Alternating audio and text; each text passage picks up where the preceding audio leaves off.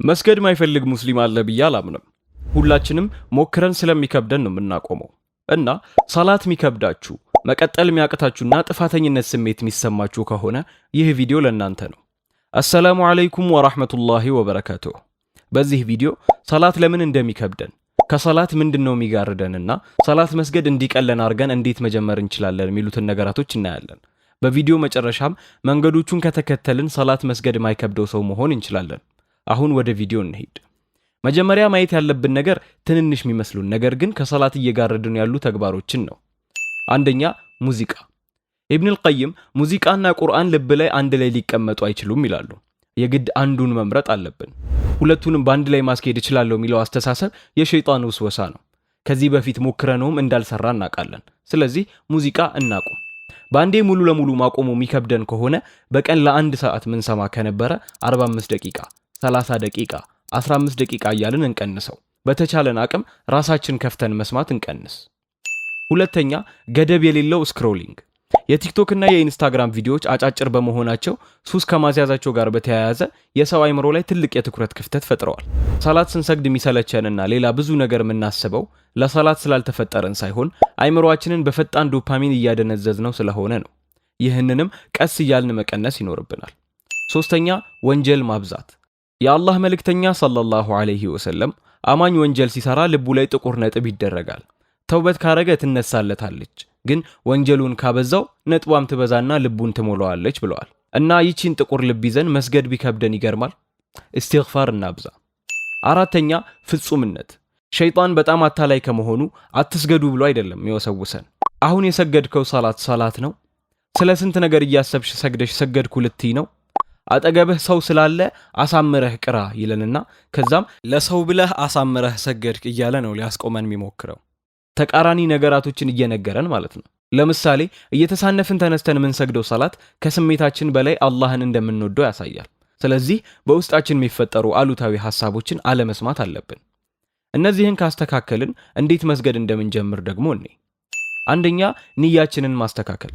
ምን ሰግደው ጎበዝ ሙስሊሞች ስለሆነን ሳይሆን ምንም እና ማንም ብንሆን አላህን ስለምንፈልገው ነው። ከአላህ ጋር ማውራት ስለምንፈልግ ነው። አላህ እንዲያግዘን ነው። ስራዎቻችን በንያችን ነው የሚተመኑት። ሁለተኛ ወጥነት ላይ እንጂ መሙላት ላይ ትኩረት አለማድረግ። ዛሬ እጀምራለሁ ያልን ቀን አምስቱንም ሰላቶች የግድ መስገድና ሙዚቃ ሙሉ ለሙሉ ማቆም አይጠበቅብንም። ሁሌም ለመስገድ የሚቀለንን አንዱን ሰላት እንያዝና ሁሌ ሳያመልጠን እንስገድ። እሱ ላይ ሌላ እንጨምር። ቀስ ብለን አምስቱም ላይ እንደርሳለን። አንድ ቀን አምስቱንም ሰግደን በነገኛው ምንም ካለ መስገድ አንዱን ሰላት 5 ቀን ሰዓት ጠብቀን መስገድ ይሻላል። ምክንያቱም ሳይሰግዱ ከመዋል አንድ ሰግዶ መዋል ይሻላል። እና ደግሞ በቀጣይ 2 3 እና 4 ብለን አምስቱንም ለመስገድ የሚቀለን በዚህ መንገድ ስለሆነ ነው። ሶስተኛ ሰላትን ከሌሎች ተግባሮች ጋር ማያያዝ። አንድን ልማድ ለመጀመር ሃቢት ስታኪንግ የሚባል መንገድ መጠቀም እንችላለን። ይህም ማለት ሁሌ ከምናረገው ነገር ጋር አዲሱን ልማድ ማስተሳሰር ነው። ጠዋት ተነስተን ፊታችንን ስንታጠብ በዛው ውዱ አርገን ፈጅርን መስገድ ወይም ምሳ ከመብላታችን በፊት ዙሁርን መስገድ ማለት ነው። በዚህ መንገድ ነፍስያችንን እንዳታሰንፈን ማታለልና ሰላትን መስገድ እንችላለን። አራተኛ ማወሳሰብን መቀነስ። ሰላት ለመስገድ በምንፈልግበት ሰዓት የሚያወሳስብብን ነገር እንዳይኖር ማድረግ አለብን። መስገጃችንን ማዘጋጀት፣ ምንሰግድበትን ሰዓት ማወቅ ወይም ውዱ የምናረግበትን ቦታ ማወቅ ሊሆን ይችላል። እንደዚህ አይነት ክፍተቶችን ለሸይጣን መስጠት የለብንም። አምስተኛ ማንነትን መገንባት። ለመስገድ እየሞከርኩ ነው ማለት የለብንም። እኔ ሙስሊም ነኝ፣ የአላህ ባሪያ ነኝ፣ የሙሐመድ ሰለላሁ ዐለይሂ ወሰለም ኡመት ነኝ፣ እሰግዳለሁ ብለን ራሳችንን በግልጽ በመንገር በራስ መተማመናችንን መጨመር አለብን። ምንሰግደው ሰው እንዲያየን አይደለም፣ አላህ እንዲያየን ነው። ነገ መሆን ምንፈልገው ሙስሊም የሚሰግድ ሙስሊም ስለሆነ ነው። አሁን ደግሞ መስገድ ቀለል የሚያደርጉ ነገሮችን እኔ አንደኛ ውዱእ ማቆየት። ለምሳሌ ዒሻ ላይ ውዱእ ማድረግ ስለሚያሰንፈን ሳንሰግድ ልንተኛ እንችላለን። ነገር ግን አስር ላይ ያረግነውን ውዱእ እስከ ዒሻ በማቆየት አስርን መግሪብንና ዒሻን እንዳያመልጡን ማድረግ እንችላለን። ሁለተኛ በሰዓቱ መስገድ። የሰላት ሰዓት በሄደ ቁጥር እየሰነፍን ስለምንመጣ ቶሎ በሰዓቱ መስገድ አለብን። ሶስተኛ ሱና ሰላቶች ላይ ትኩረት ሰጥቶ መስገድ። ሱና ድርጊቶች ከምናስበው በላይ ወደ አላህ የሚያቀርቡን ነገራቶች ናቸው።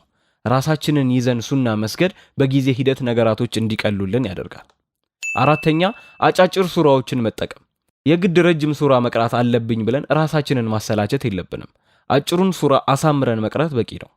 አምስተኛ ተስፋ አለመቁረጥ። ዙሁር አምልጦኛል ብለን አስርም ሊያመልጠን አይገባም። ሰላት ሲያመልጠን አላህ ይቅር እንዲለን ዱዓ ማድረግና ቀጣዩን ሰላት በመስገድ ጠንካራ መሆን አለብን። ሰላት መስገድ ሸክም አይደለም፣ የህይወት መስመር ነው። በትንሹ እንጀምር፣ ትንሿን ቀጥ አድርገን እንያዝና የቀረውን አላህ ያግዘናል። ቪዲዮ ጠቃሚ ሆኖ ካገኛችሁት ብዙ ሰዎች ጋር እንዲደርስ ላይክ አድርጉት። ይጠቅመዋል ብላችሁ ለምታስቡት ሰውም ላኩለት። እናም ኮመንት ላይ ለመስገድ የሚከብዳችሁ ሰላት ምን እንደሆነ ጻፉልን። ተመሳሳይ ቪዲዮዎችን ለማግኘት ሰብስክራይብ ማድረግ አትርሱ። ወሰላሙ አለይኩም ወራህመቱላሂ ወበረካቱሁ።